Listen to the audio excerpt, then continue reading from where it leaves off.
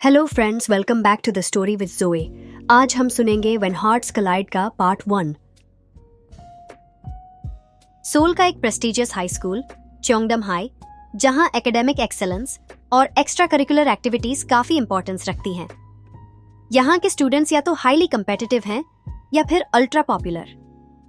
जीहून, एक रिजर्व्ड और introverted student, अपनी स्कॉलरशिप मेंटेन करने के लिए पूरा फोकस स्टडीज पर रखता है। दूसरी तरफ सुयोन, स्कूल की क्वीन बी और चीयरलीडिंग कैप्टन, सबकी नजर में एक बबली और परफेक्ट गर्ल है। लेकिन दोनों की दुनिया तब तक अलग है जब तक एक प्रोजेक्ट उन्हें एक साथ नहीं लाता। जीहून एक छोटी सी लाइब्रेरी टेबल पर बैठा है, अपने मैथ नोट्स रिवाइज करते हुए।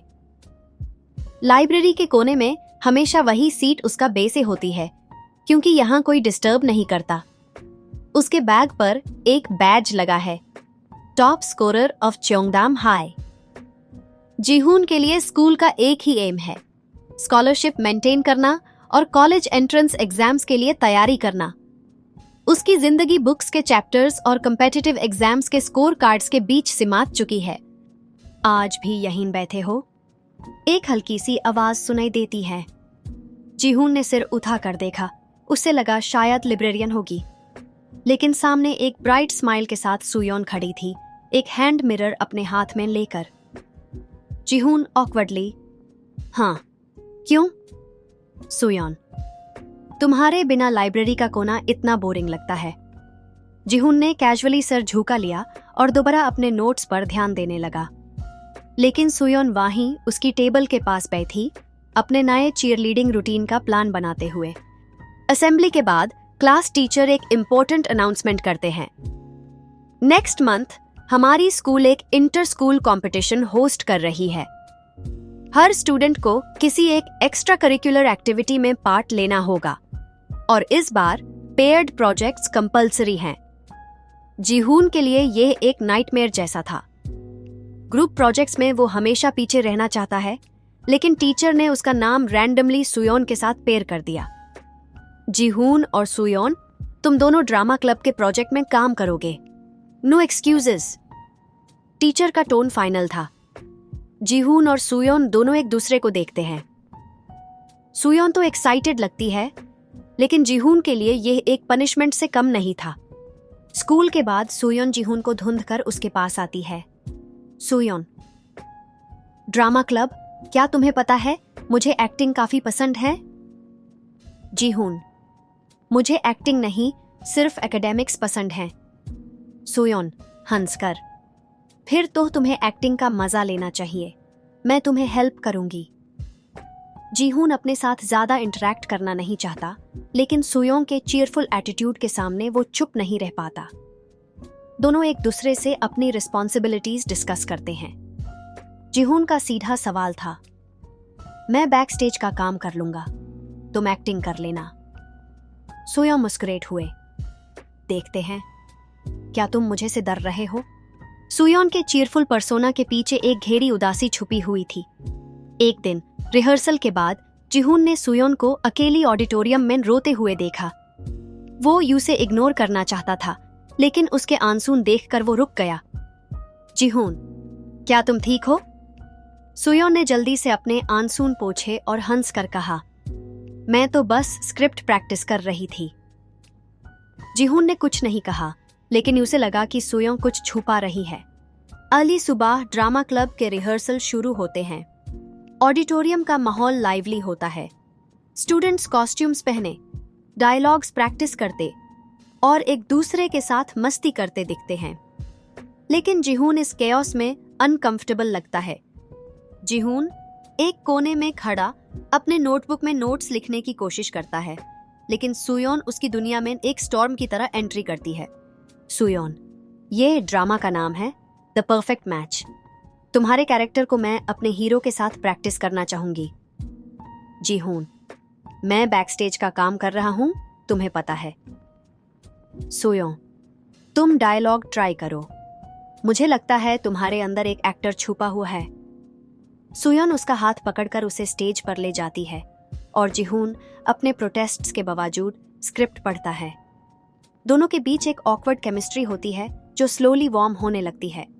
ड्रामा क्लब के मेंबर्स, स्पेशली सुयोन की बेस्ट फ्रेंड मीना, उन्हें टीज करने लगते हैं। मीना, क्या ये रियल लाइफ कपल वाइब्स हैं या बस एक्टिंग? जीहून ऑकवर्डली ब्लश करता है, लेकिन सुयोन खुलकर हंस पड़ती है। रिहर्सल्स के बाद जीहून एक छोटी सी कैफे में अपने असाइनमेंट्स कर रहा होता है।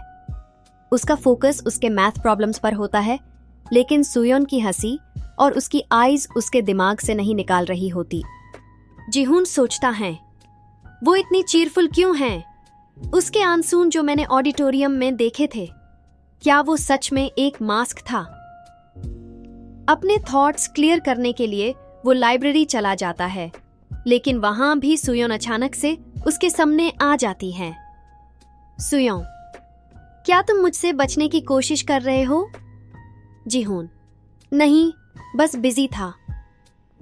सुयोन उसकी टेबल पर बैठती है और उसकी नोटबुक देखने लगती है। सुयोन, तुम्हारी हैंडराइटिंग इंप्रेसिव है। क्या तुम मुझे स्टैटिस्टिक्स समझाओगे?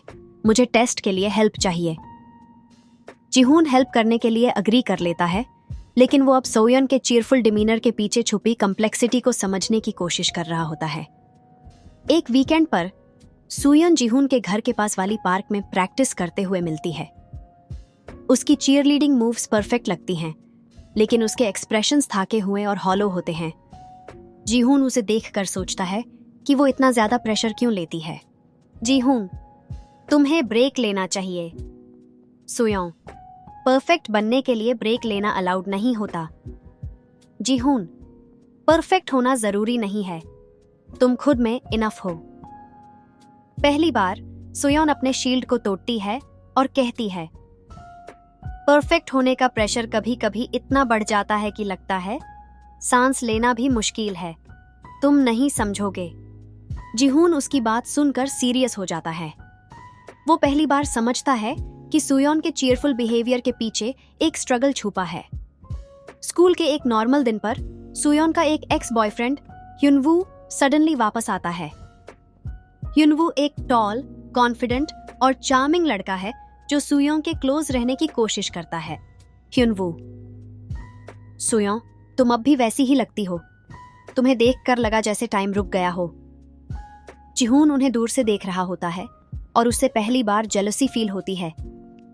सुयोन ह्युनवू से पोलाइटली दूरी बनाने की कोशिश करती है, लेकिन ह्युनवू उसके साथ रहने का बहाना ढूंढता है।